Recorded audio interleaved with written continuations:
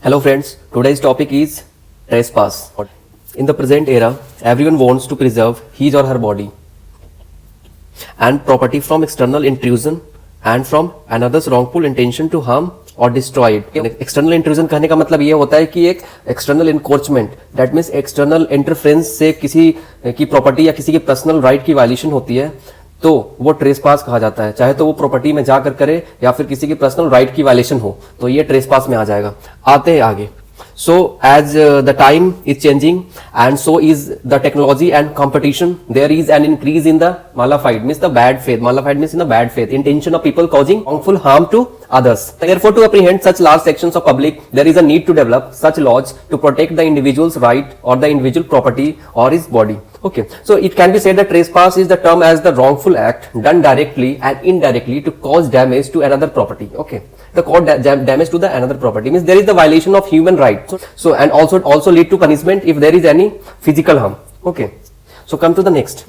Basically, there are many instances where the wrongful intrusion of a person over others' property and the body results in many harms, either public or private. Public harm or a private harm. So therefore to save common people from such harm, there is a common term given, trespass. Okay, to protect from such harm, the trespass is a term which is given. That means it is termed as a wrongful act done directly, चाहे तो वो directly हो या फिर indirectly हो, to cause damage to the another's property, किसी की property को damage करना या फिर किसी की legal right की violation कर देना, तो वो trespass to people में जाएगा, trespass to person.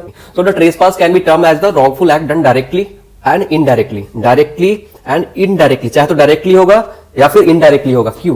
To cause the harm to another property, किसी दूसरे के प्रॉपर्टी को हार्म पहुंचाना can be term as a trespass. उसको ट्रेसपास के तरीके से ले सकते हैं, किसी की प्रॉपर्टी को हार्म पहुंचाना या किसी की इंडिविजुअल राइट को हार्म पहुंचाना, चाहे तो डायरेक्टली या फिर indirectly. So it is of two kinds of civil and criminal wrong. ये दोनों में जाता है, सिविल में भी और क्रिमिनल में भी, क्रिमिनल रॉन्ग में भी। So it is so because it can have two different kinds of injuries. एक जाता है सिविल के लिए और दूसरा जाता है क्रिमिनल के लिए। So that it can lead to the violation of human rights which lead to the damages, while it can also lead to punishment if there is any physical attack. अगर कोई physical attack होगा तो वो punishment के लिए जाएगा। अगर violation of human rights की बात करते हैं, violation of human rights की बात करते हैं तो ये डैमेज होता है जिसके लिए compensation दिया जाता है, तो ये लॉ ऑफ टॉर्ट में जाएगा, ये सिविल लॉ के अंदर जाएगा बेसिकली। लेकिन जो फिजिकल अटैक किया है और जिससे इंजरी हुई है और ज्यादा इंजरी हो गई है, जो कि एक हीनियस एक्ट है, तो वो जाएगा कहीं ना कहीं आईपीसी के अंदर। तो हमें आईपीसी नहीं पढ़नी है ट्रेसपास की, अभी हम ट्रेसपास का अभी टॉर्ट में पढ़ रहे हैं। Therefore the term trespass can be termed as an action exceeding the limit so made by laws. It is an act intentionally directed for an unreasonable interference with the one's property and persons. The term intentionally here implies that any wrongful act done voluntarily. Furthermore, it is a necessary component of trespass to prove the intention of the party involved. हाँ, जो party involve होता है वो prove करना पड़ता है कि party की इंटेंशन क्या इन्वॉल्व है। बेसिकली हमें यही जानना है कि trespass can be term as a wrongful act which is done directly और indirectly to cause damage to another property, cause damage to another property. So it can be term as trespass like a violation of legal rights, और violation of legal rights means there is damage of in a legal right. Okay, and also lead to punishment if there is any physical harm. So types of trespass. Trespass कितने प्रकार के होते हैं इसके बारे में जानते हैं। Trespass basically there are 3 types of trespass in a law of tort जो कि पढ़ना है हमें। First one is trespass to person, second one is trespass to land, third one is trespass to goods. एक एक करके सबको जानेंगे। पहले जानते हैं trespass to person. Trespass to person refers to the case where there is wrongful apprehension of body or person, that is there is a wrongful apprehension of one's body or person causing harm, injury done with a malafide intention. किसी की body को नुकसान पहुंचाना या किसी की body को damage करना या किसी की लीगल राइट की वायलेशन करना, उसको डैमेज करना, तो ये कहीं ना कहीं ट्रेसपास टू पर्सन में जाता है कि कोई व्यक्ति है यहाँ पे तरीके से भी डैमेज पहुंचा सकता है, उसको इंजरी कर सकता है, तो इसके लिए कंपनसेशन रॉन्ग डूअर देगा, उसके लिए कंपनसेशन रॉन्ग डूअर देगा। तो ये ट्रेसपास टू पर्सन होता है। There are 3 types of trespass to person. Trespass to person तीन प्रकार के बताए गए हैं यहाँ पे, 3 टाइप्स के बताए गए हैं। First one is assault, second one is battery and third one is false imprisonment. याद रखना आप, ट्रेसपास टू पर्सन जितने भी टॉर्ट में अभी तक हमने पढ़ा है, जितने भी रॉन्ग किसी इंडिविजुअल के साथ होता है, उसकी लीगल राइट की वायलेशन हो या फिर उसकी पर्सनल इंजरी हो, किसी तरह की इंडिविजुअल पार्ट्स को हटा दिया जाए या किसी तरीके का भी इंजरी हो, तो ये सारे ट्रेसपास टू बॉडी में आएगा। ये सारे ट्रेसपास टू बॉडी में आएंगे ये सारे। तो ट्रेसपास टू बॉडी हो गया और ट्रेसपास टू पर्सन। वही चीज हो गया। तो ये किसी की बॉडी को ट्रेस पास करना, चाहे तो वो असॉल्ट के थ्रू हो या फिर बैटरी का थ्रू हो या फिर फॉल्स इम्प्रिजमेंट के थ्रू हो, तो इसके अंदर ही आएगा, इसके अंतर्गत ही आएगा। ठीक है, आगे आते, आगे है इसका असॉल्ट। फर्स्ट पार्ट असॉल्ट है इसका। असॉल्ट को जानते हैं, असॉल्ट होता क्या है इसके बारे में सबसे पहले जानेंगे। यहाँ पे एक लिख रखा है, it refers to causing illegal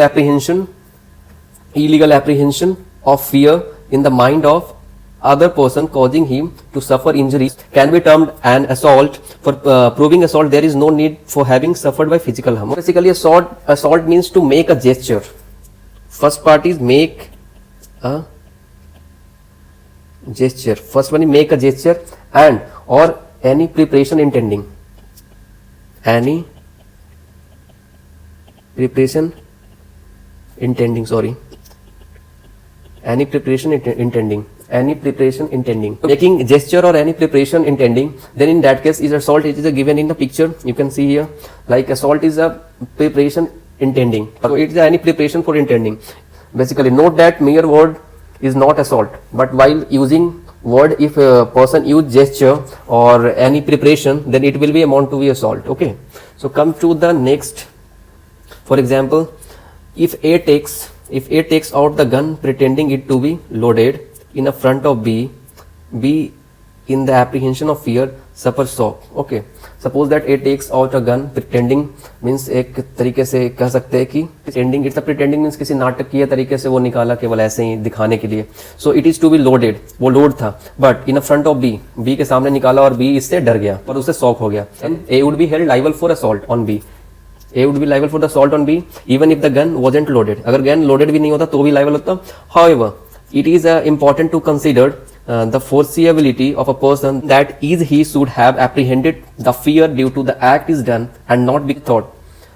That is, if A holds a gun behind B,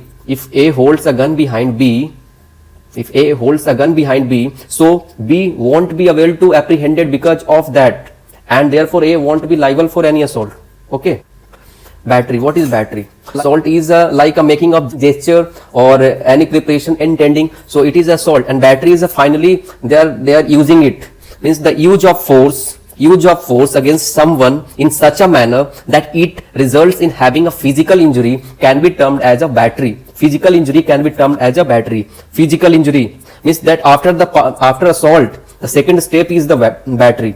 Okay, you can term as a physical battery. It can be direct. Like A slaps B, then it is a direct, while the other is indirectly, like pulling off a chair while the other is sitting. किसी को A ने B को मार दिया तो ये directly हुआ, या किसी का कोई बैठा हुआ आपने चेयर को पुल कर लिया तो ये इनडायरेक्टली हो गया. So while it is important in this is that there should be a physical contact between the person. Section 350 of IPC holds the person criminally liable for the battery. Okay, come to the next. However, the use of force against a trespasser is justified and the person won't be held liable for any action. As in case of Pratap Daji versus BB and CI, here the plaintiff entered in a carriage of defendant railway but had forgotten to purchase a ticket for his travel. On one of the stops of the carriage, he tried to purchase the ticket but did not get any. At another place, he was asked for the ticket which he did not have and therefore was asked to get out of the carriage. He refused to do so. On his refusal, the defendant used force to get him out of the carriage. He brought an action against the defendant for use of the force. It was held that the defendant was not liable as he used force against the person who was not having a ticket, and therefore he was a trespasser. Therefore he could not be held liable. So the defendant would not be held liable. False imprisonment. What is false imprisonment? False imprisonment occurs when a person intentionally restricts another person's movement. किसी की movement को रोक देना, या with any area with a legal authority or justification.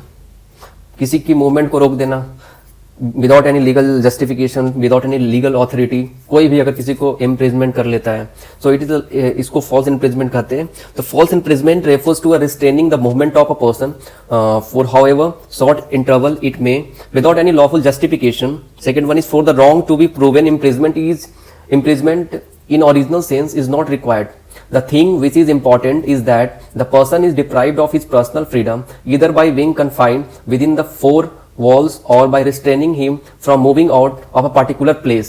किसी place पे जाने से उसको रोक लेना, मतलब कहने का मतलब डायरेक्टली होता है कि एक किसी के मूवमेंट को आप रिस्ट्रेन कर लेना, किसी को मूवमेंट को आप रोक लेना एक पार्टिकुलर एरिया में, एक पार्टिकुलर दायरे में, और उसको बिना लीगल अथॉरिटी के आपने रोक रखा है, बिना किसी जस्टिफिकेशन का रोक रखा है, कोई आपके पास अथॉरिटेटिव पावर नहीं है उसको रोकने का। सो द एसेंशियल रिक्वायरमेंट अगर इसके लिए पढ़े तो यहाँ पे बताया गया there should be a total restraint on the liberty of a person and there should be not be any lawful justification for the same.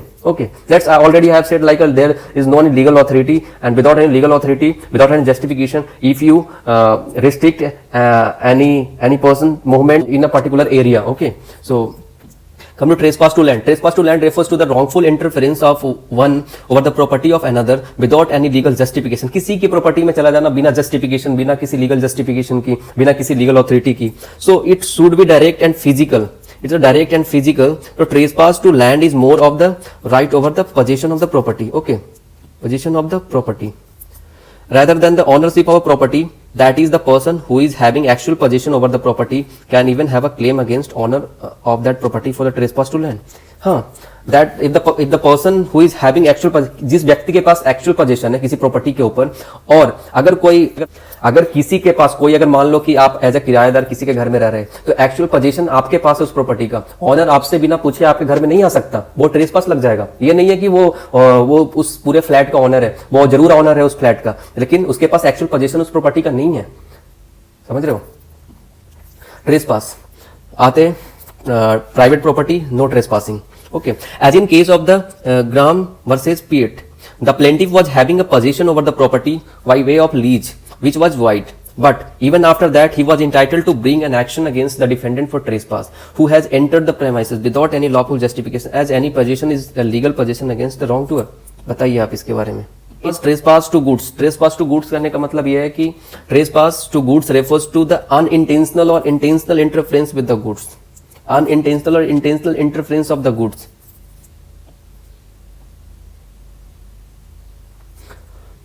Which are in a possession of other without any lawful justification can be termed as a trespass to goods. Unlike trespass to land, trespass to goods are also wrong against the possession of goods. Therefore, if A gives his watch for repairing to B, A अपना घड़ी repairing करने के लिए B को देता है 2 दिनों के लिए। अब होता क्या है, then he cannot silently take his watch out of his possession. हाँ, without his permission. If in a case A takes his watch without permission of B, then A could be held liable. हाँ, उस घड़ी को रख लिया तो उसके ऊपर trespass to goods लग जाएगा। So डिफेंसेस बहुत इंपॉर्टेंट है। जो भी रॉन्ग कमिट करते हैं, जो रॉन्ग डूअर होते हैं, तो रॉन्ग डूअर के पास बेसिकली उनके पास एक ही चीज होता है ऑप्शन, वो डिफेंसेस होता है। तो फर्स्ट होता है कंसेंट ऑफ द प्लेंटिफ। अगर प्लेंटिफ की कंसेंट है तो उसको डिफेंस मिल जाएगा। There can be no case of trespass if there is the given consent from the both the parties. Thus, example में देखिए, जैसे A and B voluntarily agrees to play boxing match, then if while playing A hits B, then cannot have any claim for the trespass. Non-fit injuria. Plaintiff की consent होती है, तो इसमें क्या होता है कि आप ट्रेसपास के लिए नहीं लगा सकते कि ट्रेसपास टू पर्सन हो गया, ट्रेसपास टू बॉडी हो गया, तो ये आप नहीं लगा सकते कि आपने इंजुरी कर दिया है। नेसेसिटी में देखें तो नेसेसिटी बेसिकली होता है क्या, there can be no case for trespass where it is necessarily for the defendant to break the line set up by law against which there can be a case for trespass. Necessity means the like a wrongdoer chooses lesser evil in order to protect bigger. Okay, जो wrongdoer होता है chooses lesser evil to protect or in order to protect